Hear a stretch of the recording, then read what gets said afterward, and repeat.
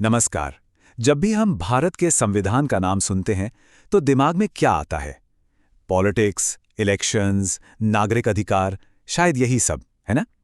लेकिन क्या हो अगर हम कहें कि हमारे संविधान के पन्नों में एक छिपा हुआ इकोनॉमिक ब्लूप्रिंट भी है, एक ऐसा खाका जो देश के हर एक नागरिक के लिए आर्थिक बराबरी और सुरक्षा का सपना देखता है।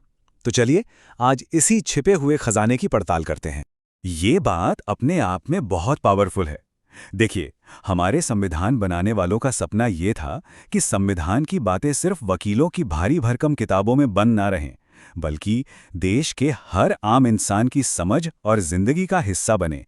और आज हमारी ये चर्चा उसी सपने को पूरा करने की दिशा में एक छोटा सा कदम है। तो सवाल यही उठता है कि क्या हमारा संविधान सिर्फ सरकारें बनाने और चलाने की एक रूल बुक है, या फिर ये एक ऐसा रोड मैप भी है जो हमें एक फेयर और इक्वल इकोनॉमी बनाने का रास्ता दिखाता है? चलिए आज इसी सवाल का जवाब ढूंढते हैं। और इस पूरी बातचीत का आधार क्या है? हम डॉक्टर रक्षित मदन बागटे के शानदार काम को देख रहे हैं, जिन्होंने संविधान के इन इकोनॉमिक पहलुओं पर बहुत गहराई से स्टडी की है। इससे हमारी चर्चा को एक मजबूत फाउंडेशन मिलता है। जरा सोचिए, 395 आर्टिकल्स जब हमारा संविधान बनकर तैयार हुआ था तो उसमें मूल रूप से इतने अनुच्छेद थे। मतलब ये कोई छोटी मोटी किताब नहीं थी, ये एक नए देश के लिए एक डिटेल्ड गाइड बुक थी जिसमें जिंदगी के हर पहलू के लिए दिशा दी गई थी, और इकोनॉमी तो इसका एक बहुत ही जरूरी हिस्सा था। तो चलिए सीधे मुद्दे पर आते हैं। जब संविधान आर्थिक न्याय या इकोनॉमिक जस्टिस की बात करता है तो इसका असली मतलब क्या है? ये सिर्फ एक भारी भरकम शब्द नहीं है, बल्कि इसके पीछे एक बहुत बड़ी सोच है, एक सपना है जिसे हमारे संविधान निर्माताओं ने देखा था। आर्थिक न्याय के 3 मेन पिलर्स हैं। पहला, गरीबी को जड़ से खत्म करना। दूसरा, देश की जो दौलत है, जो वेल्थ है, उसका बंटवारा बराबरी से हो। और तीसरा, देश के जो संसाधन हैं, जैसे कि खदानें, जंगल, पानी, इन पर पब्लिक का हक हो, मतलब जनता का हक हो। ऐसा नहीं कि ये कुछ लोगों की तिजोरी भरते रहें, बल्कि इनसे होने वाला फायदा पूरे समाज तक पहुंचे। और इन सबका आखिरी मकसद क्या है? एक कल्याणकारी राज्य या वेलफेयर स्टेट बनाना। अब ये क्या होता है? ये एक ऐसा राज्य है जो सिर्फ लॉ एंड ऑर्डर नहीं देखता, बल्कि अपने नागरिकों की हेल्थ, एजुकेशन और वेल बीइंग की एक्टिवली देखभाल करता है। जब हम सरकारी स्कूल, पब्लिक हॉस्पिटल या गरीबों के लिए राशन की योजनाएं देखते हैं, तो हम असल में इसी कल्याणकारी राज्य के आइडिया को हकीकत में बदलते देख रहे होते। अब सवाल यह है कि संविधान इस बड़े लक्ष्य को हासिल कैसे करता है? इसके लिए कॉन्स्टिट्यूशन में 2 जबरदस्त टूल्स हैं। मौलिक अधिकार यानी फंडामेंटल राइट्स और निदेशक तत्व यानी डायरेक्टिव प्रिंसिपल्स। इसे एक आसान एग्जाम्पल से समझते हैं। मौलिक अधिकार आपके जॉब कॉन्ट्रैक्ट में लिखी पक्की सैलरी की तरह हैं। ये आपको मिलने ही मिलने हैं, और अगर ना मिले तो आप सीधे कोर्ट जा सकते हैं। वहीं निदेशक तत्व कंपनी के मिशन स्टेटमेंट की तरह हैं। ये वो ऊंचे लक्ष्य हैं जिन्हें हासिल करने की कंपनी लगातार कोशिश करती है। चलिए पहले बात करते हैं उस सुरक्षा कवच की, उस शील्ड की जो हमें कानूनी तौर पर मिली हुई है, हमारे मौलिक अधिकार। ये अधिकार सिर्फ बोलने की आज़ादी तक सीमित नहीं है, बल्कि ये हमारी इकोनॉमिक सिक्योरिटी की पहली दीवार भी हैं।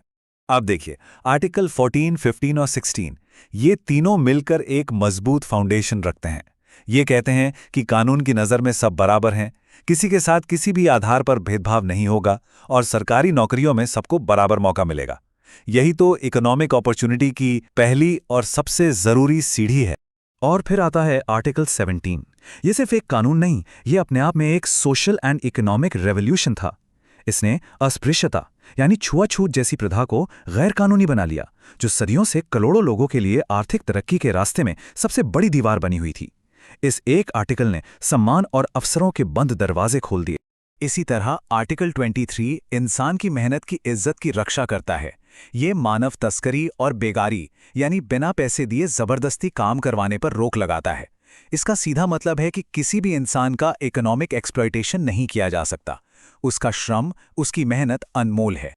और ये देखिए आर्टिकल 24 जो बाल मजदूरी पर रोक लगाता है। और ये समझिए, ये सिर्फ बच्चों का बचपन बचाने की बात नहीं है, ये देश के इकोनॉमिक फ्यूचर को बचाने की बात है। क्योंकि आज के शिक्षित और स्वस्थ बच्चे ही तो कल एक मजबूत इकोनॉमी की बागडोर संभालेंगे। तो ये तो हुई हमारे अधिकारों की बात, हमारा सुरक्षा कवच।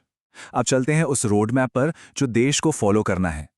याद है कंपनी का मिशन स्टेटमेंट, ये वही हैं राज्य के नीति निदेशक तत्व। ये वो दिशा निर्देश हैं जिन पर चलकर देश को आर्थिक न्याय के सपने को साकार करना है। आर्टिकल 39 को देखिए, ये तो जैसे एक फेयर इकोनॉमी का मिनी मैनिफेस्टो है। ये कहता है कि सरकारें ऐसी नीतियां बनाएं जिससे सभी को रोजी रोटी के साधन मिलें, देश के संसाधनों का बंटवारा न्यायपूर्ण हो, और सबसे जरूरी, काम चाहे महिला करे या पुरुष, अगर काम बराबर है तो वेतन भी बराबर मिलना चाहिए। और ये पॉइंट तो दिखाता है कि हमारे संविधान बनाने वालों की सोच कितनी आगे की थी। आर्टिकल 43 सिर्फ न्यूनतम मजदूरी यानी मिनिमम वेज की बात नहीं करता। नहीं, ये निर्वाह मजदूरी यानी लिविंग वेज की बात करता है। इन दोनों में बहुत बड़ा फर्क है। मिनिमम वेज शायद सिर्फ गुजारे के लिए काफी हो, लेकिन लिविंग वेज का मतलब है इतनी आमदनी जिससे एक व्यक्ति और उसका परिवार सम्मान से जी सके, जिसमें अच्छी शिक्षा, स्वास्थ्य और भविष्य के लिए थोड़ी बचत भी शामिल। तो हमने देखा कि संविधान में विजन भी है, रोड मैप भी है। सब कुछ सुनने में बहुत अच्छा लगता है, लेकिन अब आते हैं असल दुनिया में, जमीनी हकीकत पर। संविधान के इन ऊंचे आदर्शों और हमारी आज की सच्चाई के बीच जो फासला है, वही हमारी सबसे बड़ी चुनौती है। ये सवाल हम सबको खुद से पूछने की जरूरत है। कागज पर जो विजन इतना साफ है, जो कल्याणकारी राज्य का सपना इतना महान है, क्या वो हमारे रोजमर्रा की जिंदगी में हमारे आसपास सचमुच नजर आता है? और यहीं पर इस पूरी कहानी का सबसे जरूरी शब्द आता है, कार्यान्वयन यानी इम्प्लीमेंटेशन। कानून और संवैधानिक वादे कागज पर तो मौजूद हैं, लेकिन उनकी असली ताकत इस बात में है कि उन्हें कितनी ईमानदारी और असरदार तरीके से लागू किया जाता है। जब हम आज भी समान काम के लिए असमान वेतन या मजदूरों के हकों की लड़ाई जैसी खबरें सुनते हैं, तो हमें इसी इम्प्लीमेंटेशन की चुनौती का एहसास होता है। और हम आज की बात यहीं खत्म करते हैं, पर एक सवाल के साथ। संविधान ने आर्थिक न्याय का जो हक, जो वादा हर नागरिक से किया था, क्या वो हम तक, हमारे समाज तक पूरी तरह से पहुंच पाया है? इस पर सोचना और इस दिशा में काम करना हम सबकी जिम्मेदारी है।